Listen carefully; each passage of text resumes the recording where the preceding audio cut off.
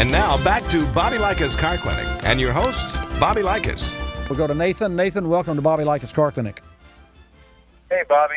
Thanks for taking my call. My pleasure. I got an '05 Silverado with a 4.8, and I was just driving along, actually listening to the radio show, and I had kind of just started going. I made it through a couple of intersections, and it started really hesitating, like, the engine was sputtering, and maybe pedal to the floor. I was getting about 20 miles an hour. Wow. And I look, and the check engine light is blinking, which I'd never really seen before.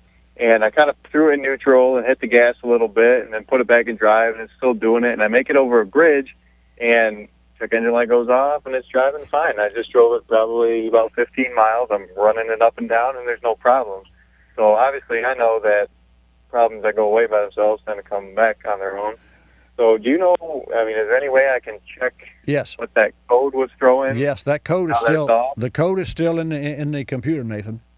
Okay. Even though the light's out, that code not only it came up, so there was a hard fault somewhere. Okay. That engine went into limp home mode, and so it sounds like maybe a sensor that's going out, a cam sensor, crank sensor. Let's just make it an assumption. It's not an oxygen sensor, because that's not going to cripple the way the engine runs.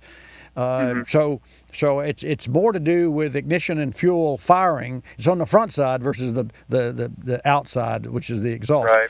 So the bad news, you would think, is that, hey, now it's running fine and the check engine light's off, and so I didn't have a chance to catch it. But the bottom line, that computer still has it. Make sure you don't do this. Make sure you don't go to a parts store and where they read it and clear the code. You do not want that code cleared. I mean, if somebody's going to read your computer, fine. But for grins, they may say, well, the light's not on, but there's a trouble code stored. I'll clear it for you. You do not want that cleared, because that's evidence that is existing as we speak in your Silverado, that the technician that is ultimately paid to find the problem needs to know that technician. And I'm glad you called, because believe it or not, that's an issue that we have to deal with at least 5 times a week or 5 times a month. I won't say a week, but whereas Terry or Johnny, our ASE certified technicians, or Zach even, they check a car out and it's had a problem, but somebody's cleared the code. And by the way, they also put an oxygen sensor on it. Don't do that. Don't do that. Don't remove the evidence, because that just means it takes longer to find the problem, and time is money.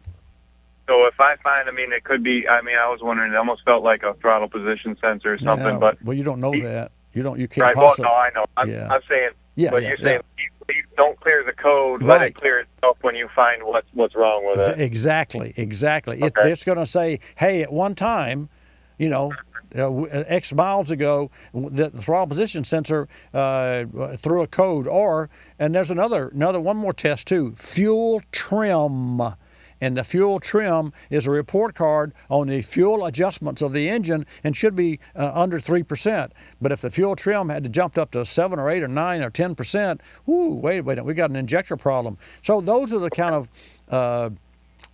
evidences that are stored in computers. And one more statement, and I'll let you go. And folks, this is for you.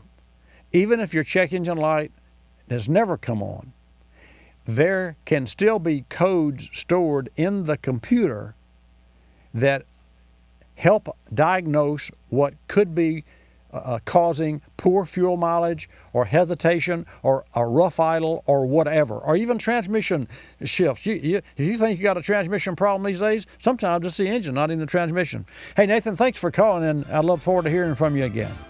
All right. Thank you very much, sir. Thank you.